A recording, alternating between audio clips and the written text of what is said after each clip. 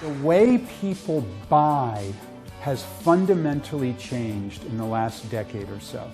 The thing that's changed is people do independent research. They go to Google, they ask their friends and colleagues and family members on social networks, and they come armed with tons of information when they're ready to make a purchase.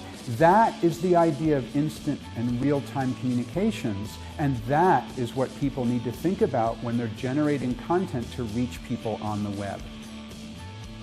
I typed in Antarctica expedition and all of these different expedition outfitters popped up.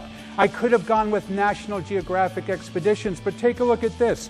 They're selling to me before they're educating me. This huge fat button saying, request a reservation. I don't want a reservation. I'm trying to learn something. I'm trying to convince my wife to go with me to Antarctica. And then I found the one with the best content, Quark Expeditions. And they were educating me. They were providing valuable information to me. As I was getting excited about it, I started to tweet about going to Antarctica. And Quark Expeditions started to tweet back to me. I even communicated with the CEO of Quark Expeditions, Hans, through Twitter. And they're helping me to make this decision. One thing I tweeted was, what the heck do we wear? And they sent me a video. And it's packing for the polar regions, which I watched.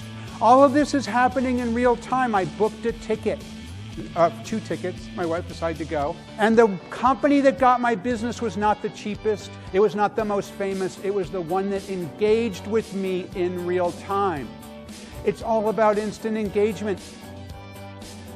Everybody has one of these in their pockets that allow you to instantly communicate with people.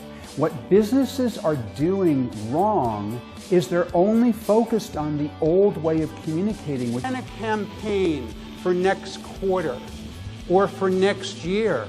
But if you're spending all of your time planning for the future, what happens is you forget about right now, this instant. Social media are just the tools. It's the instant real-time part that is so cool and so interesting. Content is one of the best forms of marketing online. I'm a huge fan of the Grateful Dead, and I thought, why are there so many millions of fans of the Grateful Dead? The way that they marketed was they allowed fans to record their concerts. They made it freely available for people to share the content. And as a result of people sharing the content, we learn about the Grateful Dead. The whole idea of instant communications is that you can be ready when the time is right, when the market is right. My favorite idea of all when it comes to real-time communications is what I call newsjacking. Newsjacking is the art of injecting your ideas into a breaking news story. Remember the Chilean miners when they came out of their hole? A smart marketer at Oakley said, wow, these guys are going to need eye protection when they come out of the hole.